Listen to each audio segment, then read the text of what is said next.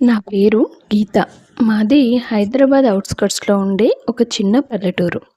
మా అక్క పేరు అంజలి. అక్కంటే నా తోబుట్టువు కాదు, మా పెద్దనాన్న కూతురు. సిటీలో ఉంటారు. మాకిద్దరికీ ఒకరంటే ఒకరికి చాలా ప్రేమ. అందుకే పెద్దవాళ్ళు మాకు పెట్టిన పేర్లు కూడా మార్చుకొని, మా పేర్లు కలవాలని గీతాంజలి అని పెట్టుకున్నాం. అంత ఆప్యాయత ఉంది మా మధ్య.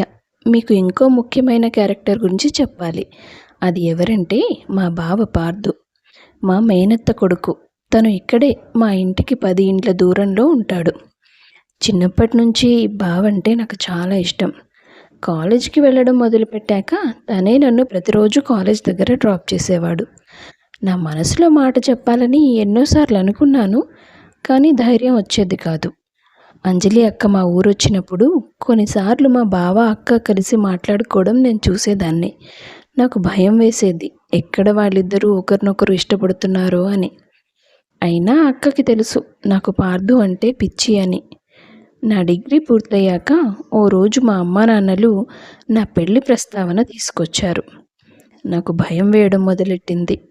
ఇప్పటికైనా నా మనసులో మాట బావకి చెప్పాలని పరుగు పరుగున వాళ్ళ ఇంటికి వెళ్ళాను. అత్త, బావెక్కడున్నాడు? దుర్గమ్మ గుడికి వెళ్తానని చెప్పాడు గీత. ఏదన్నా పనుందా వాడితో? అవునత్త, చాలా ముఖ్యమైన పనుంది. నేను ఇప్పుడే వెళ్ళి బావను కలుస్తాను అంటూ నా స్కూటీ తీసుకొని గుడికి వెళ్ళాను. మెట్లెక్కి గుళ్ళోకి వెళ్తున్న నేను ఆఖరి మెట్టు మీదే ఆగిపోయాను ఓ దృశ్యం చూసి. నా ఎదురుగా అంజలక్క, పార్దు బావ మెడలో దండలతో ఉన్నారు. అప్పటికి అక్క మెడలో 3 ముళ్ళు పడిపోయాయి. ఒక్క నిమిషం నా గుండె ఆగిపోయినట్లుగా అనిపించింది నాకు. మనసు రగిలిపోయింది, రక్తం మరిగిపోయింది. వెంటనే అక్క దగ్గరికి వెళ్ళి తనని చేయి పట్టుకొని పక్కకి లాక్కొచ్చి తన మెడలో ఉన్న పూలదండ తెంపేసి, ఏంటి నువ్వు చేసిన పని? పార్దు బావని నువ్వు పెళ్లి చేసుకోవడం ఏంటి? బావంటే నాకు ప్రాణమని నీకు తెలుసు కదా? నిజమే కావచ్చు గీత, కానీ పార్దు బావకి నేనంటే చాలా ఇష్టం. ఈ విషయం గురించి మా ఇంట్లో చెప్తే అమ్మ నాన్న ఒప్పుకోలేదు. అందుకే ఇలా పెళ్లి చేసుకోవాల్సి వచ్చింది. నువ్వు అనవసరంగా గొడవ చేయకు. ఇప్పుడు నువ్వు బావని ప్రేమించిన విషయం తనకు తెలియడం వల్ల నీకు ఒరిగేది ఏమీ లేదు. ఎలాంటి రచ్చ చేయకుండా సైలెంట్గా ఉండు అని నాకు వార్నింగ్ ఇచ్చి అంజలి అక్క బావ దగ్గరికి వెళ్ళిపోయింది. తర్వాత కాసేపటికి వాళ్ళిద్దరూ అక్కడి నుంచి వెళ్ళిపోయారు. నేను చాలాసేపు అక్కడే కూర్చుని ఏడ్చి ఏడ్చి ఏం చేయాలో తెలియక తిరిగి ఇంటికి బయలుదేరాను. కాస్త దూరం వెళ్ళాక ఓ వ్యక్తి నా స్కూటీకి అడ్డం వచ్చాడు. చూస్తే అతను నాకు తెలిసిన వ్యక్తే, విక్రమ్. కాలేజీలో నా సీనియర్. ఏయ్, ఏంటి చావాలనుందా? అవును మరి, నీది పెద్ద లారీ అని కింద పడితే చస్తాను. అయినా కళ్ళు నెత్తి మీద పెట్టుకొని నడుపుతున్నావా? అంత స్పీడ్ డ్రైవింగ్ ఏంటి? ఏంట్రా ఎక్కువ వాగుతున్నావు? రోడ్డు మీద వెహికల్స్ వచ్చేది కూడా కనబడదా? అవ్వా రానా? నేను నీ సీనియర్ని, అది గుర్తుందా నీకు? కాలేజ్ అయిపోయి 3 నెలలు దాటిపోయింది. నువ్వు కాలేజీ నుంచి బయటికి పోయి 2 సంవత్సరాలు దాటిపోయింది. ఇంకా సీనియర్ని, లెక్చరర్ని అని క్లాస్ పిక్తావేంట్రా? అసలే చాలా తిక్కలో ఉన్నాను, నాతో గొడవ పెట్టుకోకు. ఇక్కడే నీ తల పగిలినా పగిలిపోతుంది చెప్తున్నా అని అతనికి వార్నింగ్ ఇచ్చి నేను అక్కడి నుంచి ఇంటికి వచ్చేసాను. జరిగిందంతా అమ్మకు చెప్పుకొని తన భుజాల మీద వాలి చాలాసేపు ఏడ్చాను. అక్కడ అంజలి అక్క పార్దు బావ పెళ్ళిను అత్తయ్య మామయ్యలు ఈజీగా ఒప్పుకున్నారు. కానీ నాకు మాత్రం కోపం తగ్గడం లేదు. చిన్నప్పటి నుంచి నేను ప్రాణంగా ప్రేమించిన మనిషి ఇంకొకరికి సొంతమయ్యాడన్న విషయాన్ని నేను జీర్ణం చేసుకోలేకపోయాను. అంజలి నేను ఎంత ప్రాణంగా పెరిగాం, కానీ తను నాకు ద్రోహం చేసింది. నా ప్రేమ గురించి తెలిసి కూడా నన్ను వెన్నుపోటు పొడిచింది. అలాంటి దాన్ని ఇంకా అక్క అనుకోవడం, ప్రేమ చూపించడం అనవసరం.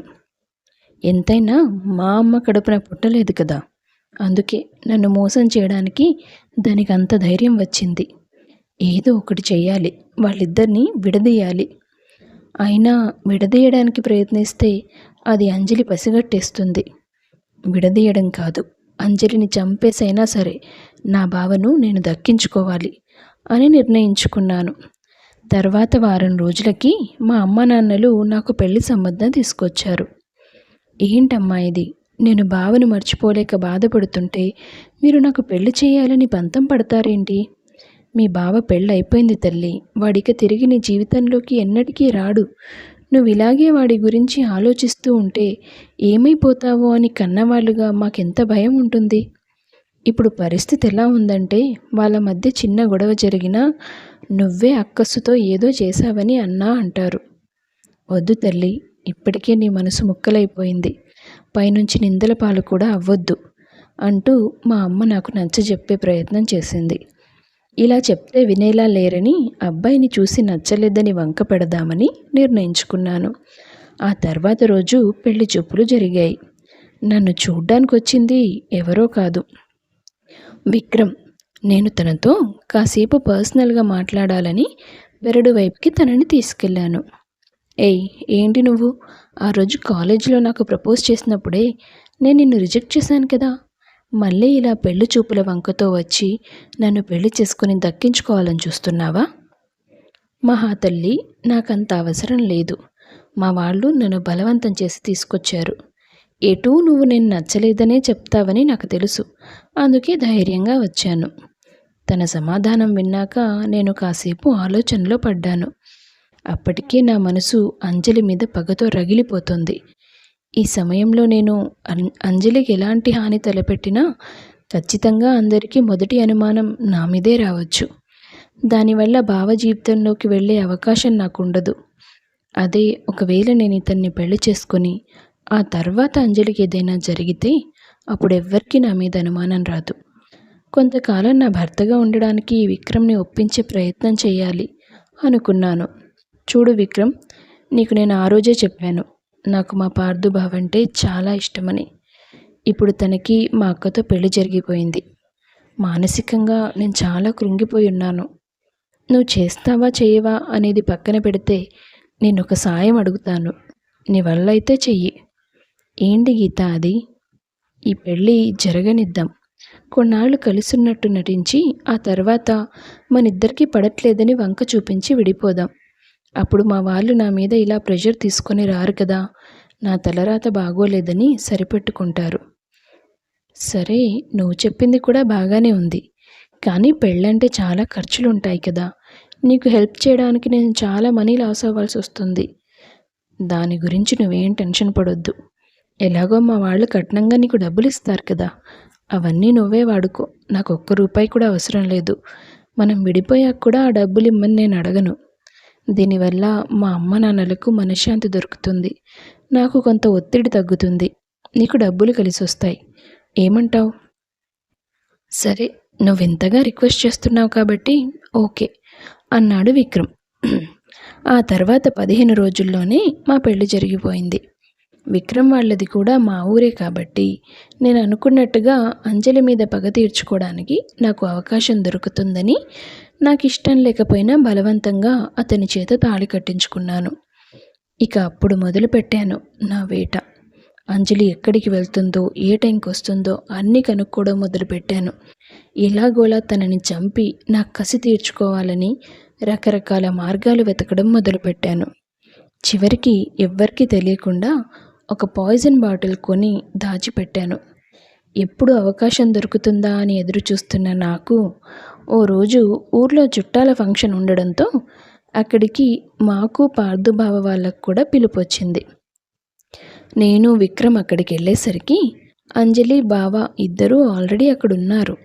ఫంక్షన్లో కూల్ డ్రింక్స్ సప్లై చేసే వాళ్ళని తప్పించి నేనే అందరికీ కూల్ డ్రింక్స్ ఇచ్చాను. అంజలికి మాత్రం పాయిజన్ కలిపిన కూల్ డ్రింక్ని వేరే అబ్బాయి చేత ఇప్పించాను. కూల్ డ్రింక్ తాగిన కాసేపటికి ఆమె కళ్ళు తిరిగి పడిపోయింది. ఇంకాసేపట్లో తను చనిపోతున్న ఆనందంలో అప్పటిదాకా నాకు తన మీదున్న కోపం, కసి, పగ అన్నీ చల్లారిపోయాయి. ఆ తర్వాత తనని హాస్పిటల్కి తీసుకెళ్లారు. మేం కూడా వాళ్ళతో పాటు వెళ్ళాం. కాసేపటి తర్వాత విక్రమ్ నా దగ్గరకు వచ్చి ఆమె కండిషన్ ఏం బాగోలేదు, చనిపోయేలా ఉంది అని చెప్పాడు. అంతే, ఆ క్షణం నా మనసులో ఉన్న కోపమంతా గాడిలో కలిసిపోయి కంగారు మొదలైంది. చిన్నప్పటి నుంచి మా ఇద్దరి మధ్య ఎన్నో జ్ఞాపకాలు ఉన్నాయి. అవన్నీ నా కళ్ళ ముందు మెదలడం మొదలైంది. చిన్నప్పుడు రోడ్డు మీద నడుస్తున్నప్పుడు నా చెప్పులు తెగిపోతే అక్క నాకు తన చెప్పులు తొడిగి తను ఎండలో కాళ్ళు కాలుతుంటే ఇబ్బంది పడుతూ నేను బాధపడకూడదని పైకి నవ్వుతూ నడుస్తూ వచ్చేది. తను ఏ వస్తువు కొన్నా అది నాకు నచ్చిందనగానే ఒక్క నిమిషం కూడా ఆలోచించకుండా ఇచ్చేసే మా అక్క నా కారణంగా ఈరోజు అలా మృత్యువుతో పోరాడుతుందని తలుచుకుంటుంటే నా మనసు అపరాధ భావంతో దహించుకుపోయింది. ఆ నిమిషం పార్థుబావ మీద నాకున్న ప్రేమ కంటే నేను చేసిన తప్పు వల్ల నా మీద కలిగిన అసహ్యమే ఎక్కువైంది. నేనెంత దిగజారిపోయాను. నా కోపం తీర్చుకోవడానికి సొంత అక్కను పాడె మీదకెక్కించబోతున్నాను. ఇలాంటి పని చేసి నేను బావని దక్కించుకొని సంతోషంగా బ్రతకగలనా? ప్రతి నిమిషం ఈ విషయం గుర్తొచ్చి నా మనస్సాక్షి నన్ను చంపేస్తూ ఉంటుంది. అలాంటి బ్రతుకు కూడా ఒక బ్రతికేనా అనిపించింది. వెంటనే పక్కనే ఉన్న గుడికి పరిగెత్తుకెళ్ళి దేవుణ్ణి ప్రార్థించడం మొదలుపెట్టాను. అక్క ప్రాణాలతో బయటపడితే గుడి చుట్టూ పొర్లు దండాలు పెడతానని మొక్కుకున్నాను. అరగంట తర్వాత విక్రమ్ గుడికి వచ్చి మీ అక్క సేఫ్గానే ఉంది, ఏం కాలేదు అని చెప్పాడు. అప్పుడు నా బాధ బరువు దిగినట్లుగా అనిపించింది. స్వామి, కోపంలో ఆవేశంలో మనసులో పగను రగుల్చుకొని నేను చాలా తప్పుగా ఆలోచించాను. ఇకపై ఇలాంటి తప్పులు చేయకుండా నా బ్రతుకేదో నేను బ్రతుకుతాను అనుకుని కళ్ళు తెరిచి చూస్తే నా ఎదురుగా విక్రమ్ కనిపించాడు. ఇంకా నేను ఇదే ఊర్లో ఉంటే అక్క బావల్ని కలిపి చూసిన ప్రతిసారి నాకు మళ్ళీ ఇలాంటి ఆలోచనలు వస్తాయేమో. అలాంటి పరిస్థితి రాకూడదంటే ఒకటే దారి అనిపించింది.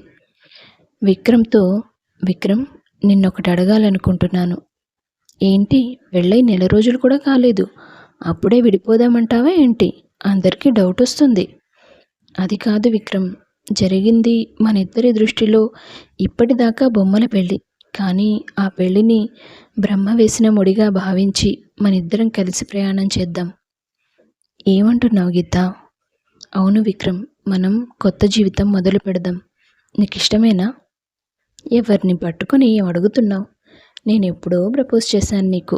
ఈ పెళ్ళికి కూడా ఎందుకు ఒప్పుకున్నానంటే కొంతకాలమైనా నువ్వు నా పక్కన ఉంటావని. ఏదో నువ్వు ఇచ్చే డబ్బులకి కక్కుర్తిపడి కాదు. అయితే నాదొక కండిషన్. కండిషనా? ఏంటది? మనం ఎక్కడికైనా వేరే ఊరికి వెళ్ళిపోదాం, ఇక్కడ ఉండొద్దు. ఎందుకు గీత అలా? నీకు తెలిసిందేగా పార్థు గురించి. మాటి మాటికి తను నాకు ఎదురుపడుతుంటే నా మనసు తట్టుకోలేకపోతోంది. అందుకే మనిద్దరం ఎక్కడికైనా దూరంగా వెళ్ళిపోదాం. సరే, రాజమండ్రిలో ఏదో జాబ్ వేకెన్సీ ఉందని నా ఫ్రెండ్ చెప్పాడు. అంత దూరం వెళ్ళడం ఇష్టం లేక వాడికి నేను ఎలాంటి రిప్లై ఇవ్వలేదు. నిజంగానే నువ్వు నాతో కలిసి బతకాలనుకుంటే అలాగే వెళ్ళిపోదాం. కానీ ఇలా పేరుకు మాత్రమే భార్యాభర్తలుగా ఉండాలంటే నేను నీకోసం అంత రిస్క్ చేయలేను. నాతో పాటు తీసుకెళ్ళాక నువ్వు నా భార్యగా నాతో కాపురం చేయాలి, పిల్లల్ని కనాలి. నా బాధ్యత, నా కుటుంబ బాధ్యత ఒక ఇల్లాలిగా నీ భుజాల మీద వేసుకోవాలి. నా కోసం నువ్వు ఒక మంచి ఇల్లాలుగా మారుతానంటే చెప్పు. పుట్టి పెరిగిన ఈ ఊరిని కూడా వదిలేసి నీకోసం నేను బయటికి వస్తాను. ఇవన్నీ నేను ఆలోచించాను విక్రమ్. బయటికి తీసుకెళ్ళి నీ జీవితాన్ని నాశనం చేయాలని నేను అనుకోవడం లేదు. నువ్వు కోరుకున్నట్టే సంపూర్ణంగా నీ భార్యగా ఉంటాను. నా మాటలు విన్న విక్రమ్ నన్ను ఎత్తుకొని గుళ్ళోనే గిరగిరా తిప్పడం మొదలుపెట్టాడు. ఆ తర్వాత 2 రోజులకి అందరికీ చెప్పేసి మేమిద్దరం రాజమండ్రి వెళ్ళిపోయాం. నేను మనసు చంపుకొని విక్రమ్తో కలిసి కాపురం చేయడం మొదలుపెట్టాను. నెమ్మదిగా ఆ జీవితం నాకు అలవాటైపోయింది. విక్రమ్ను, నా తలరాతను పూర్తిగా అంగీకరించగలిగాను. 6 నెలలు గడిచిన తర్వాత నేను నెల తప్పిన విషయం తెలియగానే మేమిద్దరం ఎంతో సంబరపడ్డాం. నా ద్వారా ఒక ప్రాణం ఈ లోకంలోకి రాబోతుంది విక్రమ్. ఇది నాకు చాలా సంతోషంగా ఉంది. ఈ సంతోషాన్ని అమ్మ నాన్నలతో, అత్తయ్య మామయ్యలతో పంచుకోవాలి అన్నాను నేను నా భర్తతో. సరే, ఒక 4 రోజులు ఆగి వెళ్దాం అన్నాడు విక్రమ్. కానీ మరుసటి రోజే ప్రయాణానికి ఏర్పాట్లు చేశాడు. ఏమైంది విక్రమ్, ఇంత హడావిడిగా తీసుకెళ్తున్నావెందుకు? ఒక ముఖ్యమైన పని ఉంది, దానికోసమే వెళ్తున్నాం అని బదులిచ్చాడు. తీరా అక్కడికి వెళ్ళిన తర్వాత నేరుగా పార్థుబావ వాళ్ళ ఇంటికి తీసుకెళ్ళాడు. ఏంటి విక్రమ్ ఇక్కడికి తీసుకొచ్చావు? మళ్ళీ నేను డిస్టర్బ్ అవుతాను. ప్లీజ్ పద ఇంటికెళ్ళిపోదాం. నువ్వు ముందు లోపలికి రా అని తను నా చెయ్యి పట్టుకొని లోపలికి తీసుకెళ్తున్నప్పుడు ఇంటి ముందు ఊరంతా నిలబడి ఉంది. లోపలికి వెళ్ళి చూస్తే నా పార్థు బావ శవంగా కనిపించాడు. ఒక్కసారిగా కుప్పకూలిపోయాను. నేను కడుపుతో ఉన్నానన్న విషయం కూడా మర్చిపోయి గుండెలు పగిలేలా ఏడ్చాను. ఆ తర్వాత బావని తీసుకెళ్ళిపోయారు, దహనం చేసేశారు. 2 రోజుల తర్వాత అంజలి అక్క నా దగ్గరికొచ్చి నన్ను కౌగిలించుకొని, సారీ గీత, నేను నిన్ను చాలా బాధ పెట్టాను. పర్వాలేదక్క, కానీ బావకిలా జరగడం నేను తట్టుకోలేకపోతున్నాను. ఇదంతా మా అందరికీ ముందే తెలుసు గీత. ఏమంటున్నావక్క? నీ డిగ్రీ పూర్తయిన 2 రోజుల తర్వాతే బావ బ్లడ్ క్యాన్సర్ పేషెంట్ అని తనకి తెలిసింది. అప్పటికే జబ్బు ముదిరిపోయిందని, కొన్ని నెలలు మాత్రమే బ్రతుకుతాడని డాక్టర్లు చెప్పేశారు. బావ నా దగ్గరకొచ్చి గీత తన ప్రేమను నాకు చెప్పకముందే మనం పెళ్లి చేసుకున్నట్టుగా తనని నమ్మించాలి. నా మీద తన మనసును విరిచేయాలి. తనకు మంచి జీవితం అందించి ఆ తర్వాత నేను చనిపోయినా పర్వాలేదు అని చెప్పాడు నాతో. ఈ విషయం మా ఇంట్లో వాళ్ళకి, బావ ఇంట్లో వాళ్ళకి అందరికీ తెలుసు. ఉండు, బావ నీకొక లెటర్ రాసి ఉంచాడు. ఇదిగో చదువు. గీత, చిన్నప్పటి నుంచి నాకు నువ్వంటే ప్రాణం. కానీ నీతో చెప్పే ధైర్యం చేయలేదు. విక్రమ్ నీకు ప్రపోజ్ చేసిన రోజే నువ్వు నన్ను ప్రేమిస్తున్న విషయం తను వచ్చి నాతో చెప్పాడు. చాలా సంతోషపడ్డాను. కానీ నువ్వొచ్చి చెప్పేదాకా ఎదురు చూడాలనుకున్నాను. అంతలో నేను తొందరలో చనిపోతాననే విషయం నాకు తెలిసింది. అందుకే విక్రమ్ను బ్రతిమాలి నిన్ను పెళ్లి చేసుకునేలా ప్లాన్ చేశాను. అంజలిని కొంతకాలం పాటు నీకు శత్రువుని చేశాను. నీ కళ్ళ ముందే నేను చనిపోతే నా కోసం నువ్వు కూడా చనిపోతావని నా భయం. నువ్వేం బాధపడొద్దు. భర్తని కాలేకపోయినా నీ బిడ్డగా నీ ఒడిలోకి వచ్చేస్తాను. అమ్మగా నాకు నీ ప్రేమని పంచు. బావ రాసిన ఉత్తరం చదువుతున్నంతసేపు గొంతులో నుంచి దుఃఖం తప్ప మాట రాలేదు. నా కోసం ఇంత త్యాగం చేశాడని అస్సలు ఊహించలేదు నేను. కొద్ది రోజులు అక్కడే ఉండి తిరిగి రాజమండ్రికి వచ్చాక నేను అంజలి అక్కని చంపాలనుకున్నాను. ఆ విషయం తెలియక బావ నన్ను చివరి వరకు ప్రేమించాడు. ఆ రోజు అక్కకి నేను విషం పెట్టిన సంగతి తెలుసుంటే చివరి రోజుల్లో నన్ను ద్వేషిస్తూ చనిపోయేవాడేమో అన్నాను నేను విక్రమ్తో. నువ్వు అంజలిని చంపాలనుకున్న విషయం, తనకి విషం పెట్టిన విషయం అన్నీ నాకు ముందే తెలుసు. నేను నిన్ను అన్ని విధాలుగా గమనిస్తూనే ఉన్నాను గీత. ఆ రోజు నువ్వు కూల్ డ్రింక్లో విషం కలిపిన తర్వాత నేను వెళ్ళి దాన్ని తీసుకొని 2 నిద్ర మాత్రలు కలిపిన కూల్ డ్రింక్ను ఆ అబ్బాయి చేత అంజలికి ఇప్పించాను. చివరి నిమిషంలో నువ్వు తను చావాలని కోరుకుంటావా, బ్రతకాలనుకుంటావా అని నేను చూడాలనుకున్నాను. నీ మనసు మీద నాకున్న నమ్మకమే నిజమై నువ్వు తను బ్రతకాలని కోరుకున్నావు. నీలో పుట్టిన రాక్షసత్వం చచ్చిపోయింది. అందుకే నేను నిన్ను సంతోషంగా స్వీకరించాను. భర్త మాటలు విన్న గీత అతన్ని గట్టిగా హత్తుకొని, అటు మా బావ, ఇటు నువ్వు నా కోసం చాలా చేశారు విక్రమ్. కానీ నేనే మీ ఇద్దరిలో ఎవరి ప్రేమని పొందే అర్హత కలిగిన దాన్ని కాదు. లేదు గీత, అలా అనుకోవద్దు. పార్థు అయినా నేనైనా నీ నుంచి కోరుకునేది నీ సంతోషమే. నీలో ఉన్న చెడుని చంపే అవకాశం నాకు వచ్చింది. నీకు మంచి జీవితాన్ని ఇచ్చే అవకాశం పార్థుకి వచ్చింది. దురదృష్టం ఏంటంటే ఇప్పుడు పార్థు ఈ లోకంలో లేడు. ఈ విషయాన్ని మనం జీర్ణం చేసుకోవాల్సిందే అంటూ నన్ను ఓదార్చే ప్రయత్నం చేశాడు. కొంతకాలం పాటు నేను బాధపడుతూనే బ్రతికాను. కానీ నా బిడ్డ పుట్టిన తర్వాత ఆ బాధంతా సంతోషంగా మారిపోయింది. మా బాబుకి విక్రమ్ పార్థు బావ పేరే పెట్టాడు. ఇంత ఔదార్యం గల భర్త దొరకడం నిజంగా ఏ ఆడపిల్లకైనా అదృష్టమే. నేను దాన్ని కాలదన్నుకోలేదు. అందుకే తనని మనస్ఫూర్తిగా స్వీకరించాను. ప్రాణంగా ప్రేమించడం మొదలుపెట్టాను. ఇప్పుడు మేమిద్దరం బాబుతో కలిసి సంతోషంగా బ్రతుకుతున్నాం. కథ నచ్చితే వీడియో లైక్ చేయండి. తప్పకుండా ఛానల్ను సబ్స్క్రైబ్ చేసుకోండి. మీ అభిప్రాయాన్ని కామెంట్స్ రూపంలో తెలియపరచండి. అందరికీ ధన్యవాదాలు.